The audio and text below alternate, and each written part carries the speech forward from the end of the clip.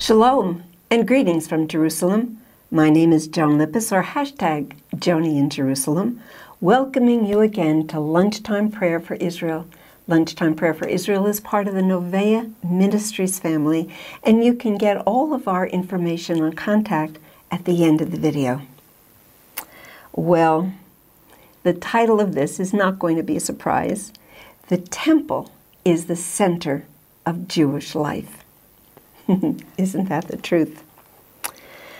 Well, the apostles must have been devastated when Yeshua warned them that the temple, now restored by Herod, would be completely destroyed. You see, the temple had once again become the center of their lives and of all of Israel.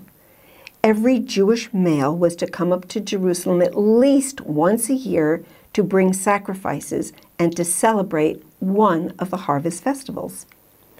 The temple was the center of spiritual life, worship, fellowship, and teaching.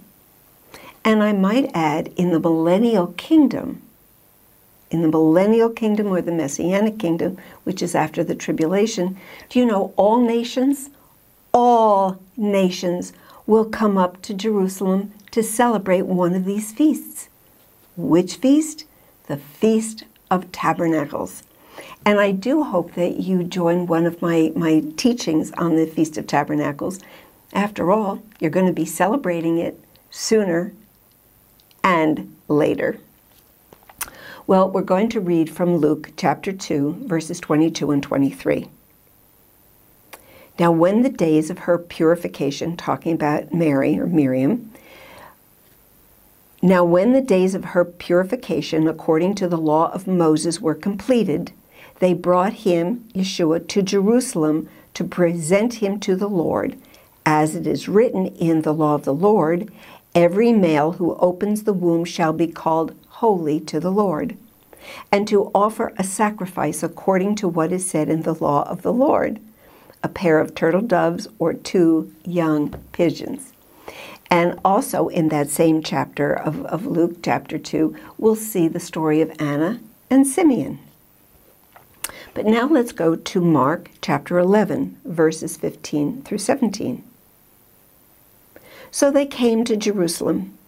Then Yeshua went into the temple and began to drive out those who bought and sold in the temple and overturned the tables of the money changers and the seat of those who sold doves. He would not allow anyone to carry wares through the temple. And he taught them, saying, "Is it not written, 'My house shall be called a house of prayer for all nations'? But you have made it a den of thieves." And now chapter 10 of John, verses 22 and 24. Now it was the feast of dedication, Hanukkah, in Jerusalem, and it was winter. And Jesus walked in the temple in Solomon's porch. Then the Jews surrounded him and said to him, "How long do you keep us in doubt? If you are the Messiah, tell us plainly." Well, of course, he had been telling them plainly, as we tell them plainly today, but they refused to listen. So, I'd like us to pray for the Jewish people and for the church today, that they will learn the truth of the miracle about Hanukkah. And again, I remind us of this little book, Celebrate God's Love, the fact and fiction of Hanukkah and Christmas. It's all in here. Remember, I mentioned the Festival of Tabernacles that we're all going to be celebrated in the Millennial Kingdom? You will not understand Hanukkah unless you understand the Feast of Tabernacles. Everything is related through God and in His Word. So, again, I thank you. I thank you for listening, for praying, for communicating with us.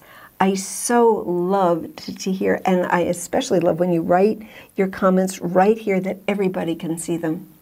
So don't forget, check out our website. All the information is just coming up in a few seconds.